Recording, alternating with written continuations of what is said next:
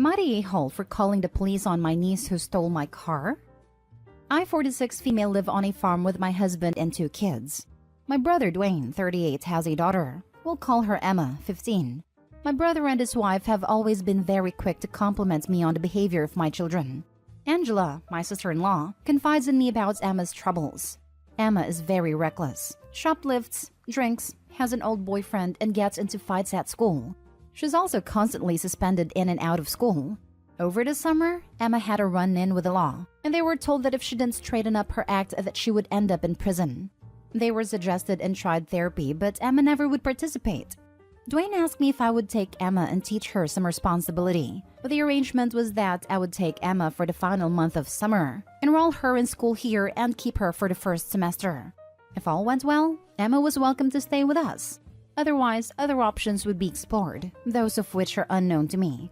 Emma did not do well all through July. Her boyfriend drove over to visit her to my dismay.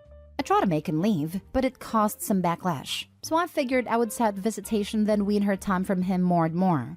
Then I caught her smoking one of those electronic cigarettes, twice. She would never do any of the work asked, would talk back, steal food, break things, and would be rude to my children.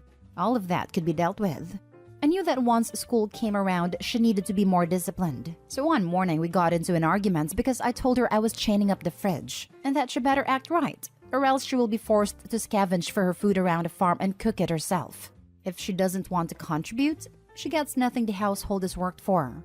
She was livid, throwing stuff, stomping her feet, and making rude gestures. My son and I left to go to tend to the animals' morning duties, and told her that she better catch up to get some chicken tonight or start preparing to pick some vegetables for herself. After an hour of work, I sent my son back home to get me a change of pants due to a fall. He came back asking me if Dad had taken my car. We quickly realized Emma had stolen my car. Not only that, but she did not have a license, only a permit. I did what any reasonable person would do in this situation and called the police. They found her 2 hours later and arrested her, saying she was to be charged with a misdemeanor for driving without a license and, I believe, joyriding. My brother and his wife are furious with me. They told me she steals our cars all the time and always brings them back, which that would have been good information for me to know beforehand. My family siding with them that calling the police when knowing she would be arrested was an a-hole move. Just to tack this on so I don't have to reiterate this to everyone who comments about the fridge bit. That was more or less an empty threat. If it came to it though, I can't say I would have totally ruled that out as crossing the line. Also, about stealing food, part of what I do is I bake and sell what I make at a farmer's market nearby. She would take cakes, pies, and other pastries I would make and eat them herself. I would make some little versions for the kids, but she would take the whole portion meant for sale and eat it herself, and throw out the extra. She would throw away 3/4 of a cake. Please note we live on a vegetable farm. She has access to vegetables and fruits. When I say scavenge, I mean go outside and pick something to eat and cook. I'm not denying her food. Now for the top comments. Not a-hole at all. She steals our cars all the time and always brings them back. Well, now we know where she learned all this from. If they expected you, her aunt, to just brush off her stealing your car, imagine what they let her get away with. We sent her to live with you because what we're doing isn't working. But how dare you do anything differently from what we were doing? LMAO. Exactly. They just wanted to be rid of her. Stupid parents. Not a-hole. She stole your car. She assaulted your son. I don't know how I feel about chaining up the fridge. That seems borderline abusive, but as for everything else, I'm on your side. Lock her up. That was more or less an empty threat. If it came to it though, I can't say I would have totally ruled that out as crossing the line. Send her back. She doesn't respect your rules or your authority, and you don't realize it now, but having there is definitely impacting your children negatively. Also, her parents and your family sounds ungrateful. Send her back. Next story. Am I the a-hole for not giving up my bed for my boyfriend's daughter? My boyfriend has 3 kids, 12 female, 7 female, 5 female.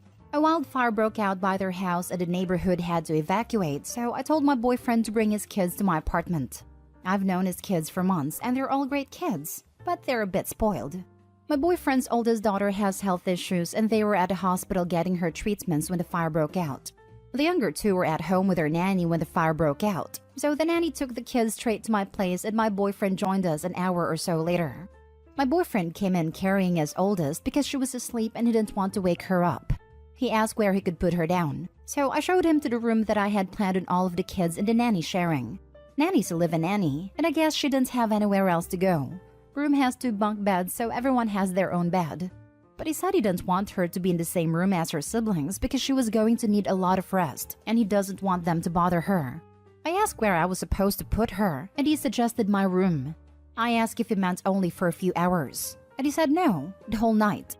I asked where we were supposed to sleep, and he said we can sleep on a pull-out couch. I said I wasn't giving up my room so his 12-year-old can have her own room, and he left with the kids and nanny. Now he's saying he needs to rethink this relationship because I wouldn't sleep on my couch for one night to let his daughter rest without her siblings waking her up and bothering her. No a-holes here. Parenting is a tough topic to broach. Personally, I think a lot of parents cuddle their children beyond belief. That said, it's their choice. This sounds like it may just be a compatibility issue. Personally, I'd side with you, but I know a lot of parents that would be in this camp of doing anything for the children for even the smallest of things.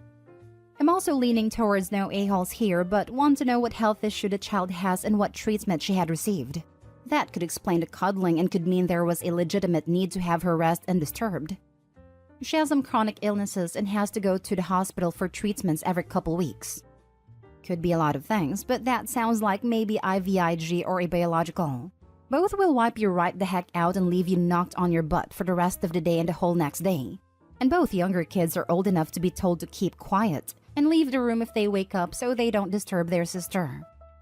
So you graciously opened your home to 5 extra people at a moment's notice, providing a bed to everyone, but if you don't give up yours, it wasn't enough? I realized the oldest was sick, but the other children did not have to be in the bedroom if they were not sleeping, and there was a nanny there to ensure they were kept away from the older child. To me, it looks like a glimpse into your future where you will be expected to sacrifice anything you feel his children should be entitled to, regardless whether it is your private property or not. Just my honest opinion, not the whole. This is exactly what I thought. She gives them a place. That's not good enough. Like, dude, your kids are old enough to leave the room and stay out when they wake. What is the nanny for, if she's not helping keep them away? You can't expect someone that was nice enough to give them a place to go to give up their own bed and comfort to please you, or cater to your child. Also, people keep saying it's only one night, but is it? They got evacuated and no guarantees it'll be safe tomorrow, or for the next week, or longer. The kid is still going to be chronically ill tomorrow, and the next day and the day after that. Will boyfriend decide, well, actually she's more comfortable in your bed. We can stay in the futon. She's housing them in a time of need. They should be grateful. Next story. Am I the a-hole for refusing to bring my nanny family's baby back home when they told me to? I, 27 female, have been a nanny for the same family for about 6 months now. It's a 1-year-old baby girl and she's the sweetest baby ever. I thought the family was really nice and that we had a good working relationship. Until yesterday. I always take the baby on walks, either around the neighborhood or we would walk down to the school shopping center where they have a little fountain and a bubble tea shop we like to hang out at. There's toys and games and she always has fun there. We walked down to the bubble tea shop yesterday and we're playing as usual. We're usually out for like an hour when it started raining. It drizzled a bit so we went inside the shop to wait it out before walking back, and then it started pouring, like storming. It was awful and it rained for so long. I texted the mom saying, hey, it's raining really bad. So we're just going to wait it out, but we're at the bubble tea shop. She told me it was almost the baby's nap time and that I needed to head home now like usual. I asked her if she had looked out the window to see how bad it was raining, and she said, yes, the baby has a cover for their stroller. She will be fine. Please head back. I told her baby has a cover, but I don't have an umbrella or jacket and I'll get soaked and will have to finish out my shift soaking wet. I asked if she or her husband could just come pick us up, and she said it's my job to do what she says. I told her I was not walking back in the rain. After an hour, yes, it kept raining, her husband came and picked us up, apologizing, saying he was sleeping and didn't know we were out here in the rain. When we got back, Mom screamed at me, saying how dare I not bring her baby home when she told me to, and accused me of kidnapping. Dad said she was being dramatic but didn't really do much. She threatened to fire me and told me not to come in today and that we will discuss everything Monday. Was I wrong for not coming back? It was pouring. I didn't want to have to sit in a soaked clothes for hours. My hair would get ruined. I didn't want to get sick. Like, there's so many reasons I didn't want to be in the pouring rain. Plus, it didn't feel that safe. I guess if I'm wrong, I'll apologize Monday, but my boyfriend said she's being unreasonable and can't fire me for that. I feel like I should quit. I don't know. Am I the a-hole? Edit. Boyfriend says she can't fire me for that because of my contract. She has to give me notice 6 weeks if she doesn't want me to work for her anymore, or else she has to pay me for the time I'm missing. I also did check the weather, but it said it was raining way later that night. The sun was shining when we left. Mom also asks me to take her on these walks daily. I enjoy them, but a lot of comments keep talking about these walks as if they're for me. And yes, it was a thunderstorm. Now for the top comments. Not today, home. I bet should have complained if you or the baby got sick from being out in the cold/rain. You made a smart decision. That kind of rain sounds like a thunderstorm. Aren't most baby buggies aluminum? Yes, let me roll this lightning rod home. Or maybe my mom's don't take a bath or use the phone during a thunderstorm paranoia rubbed off on me. Not today, hole, but I wouldn't want to keep working for her after that. Threatening/accusing you of kidnapping could have serious consequences. It's scary how easily she went there. Yeah, that's what I was thinking. I'm going to talk to the agency because there's a mistreatment clause in my contract. When you talk to the agency, use the terms shelter in place due to inclement weather for the safety of you and the child. Not today, home. Or maybe everyone sucks here? Her reaction was over the line and I would not continue to work for someone who screamed at me and accused me of a crime. I agree that you should contact the agency and quit. But was it like obviously supposed to rain that day? Are they really strict on nap time? Is baby difficult if she gets off schedule? If it rained for an hour plus, seems like that would have been something you'd have seen on the radar. If your poor planning is going to ruin the rest of their day with baby being off schedule, I can see how that would be frustrating for them. And sounds like the dad was able to pick you up. But expecting them to stop work and drive again because of poor planning would be even more frustrating. Dad was sleeping, not working, lol. And she stops working to go to hair appointments and to the gym. So I didn't think picking us up would be bad.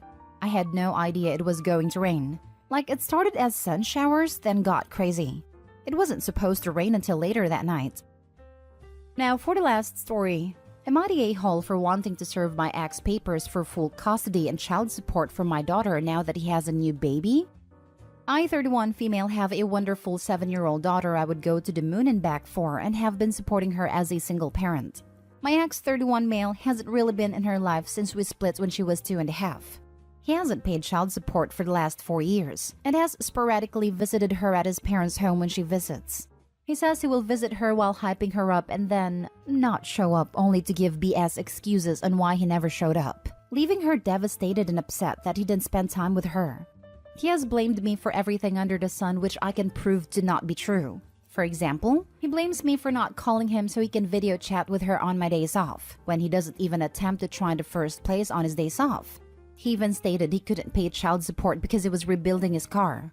My ex had seen multiple girls in the past 4 years, but has been seeing his current girlfriend for about a year at this point, and she has a 3-year-old daughter. He shunted our daughter to be his girlfriend's daughter's father, doing father/daughter activities like going to the pumpkin patch, holidays, and spending time with the 3-year-old. He forgot his own daughter's birthday for 2 years in a row and possibly for a 3rd time this year. Now, his family and I heard a rumor that the girlfriend was pregnant 3 to 4 months ago. His parents wanted to be in the baby's life, and I was ecstatic that my daughter would have a half-sibling since I don't want more kids. He vehemently denied she was pregnant, and we left the subject alone. Well, about 10 minutes before I started my shift, I was told and shown that my ex's girlfriend had their baby girl that morning. I was livid. He had lied to all of us that the baby was coming and severed whatever trust with him we had left. I started looking at family attorneys in my city because I know this will get messy. He wants parental rights without having to lift a finger or pay child support, while I want full custody since our daughter lives with me full-time. Before people ask, no, he's not in our daughter's life unless he wants others to see he's being a good dad. The last time he visited her, she didn't recognize him at all. Yes, I have filed for child support several times in the past, only for them to die in court because he didn't want to sign the paperwork. I'm at my wit's end with him. I vented to a couple of close friends and close coworkers about this, and the majority are saying I'm the a-hole because I should be excited for the new baby, and that with a new baby, he won't have the funds for child support. Am I the a-hole if I go through with getting a family attorney and serving him papers while he's caring for a newborn? Not the a-hole. I'm surprised you haven't already served him papers. Exactly. Also, the fact that he has a new child doesn't take away from the fact he's manipulating his eldest by being sporadic. It is only turning up occasionally to confuse her little soul and for a picture-perfect dad image. He's being a monster to her, and honestly, you're the a-hole OP just for leaving him the power to crush your little girl. He's not a father, let alone a dad. At most, he's a sperm donor that oversteps boundaries. Get your daughter out of that OP. Not the a-hole, but you should have done this from the very beginning. You need to retain an attorney now, and you need to remove yourself emotionally from him. His girlfriends, kids, whatever are none of your business. Your only focus needs to be on what's right for your daughter, or you're trapping yourself emotionally in a relationship with him when it literally doesn't exist. I'm not emotionally invested in him, especially with him cheating on me while I was pregnant and when she was 6 months old. He didn't come clean about and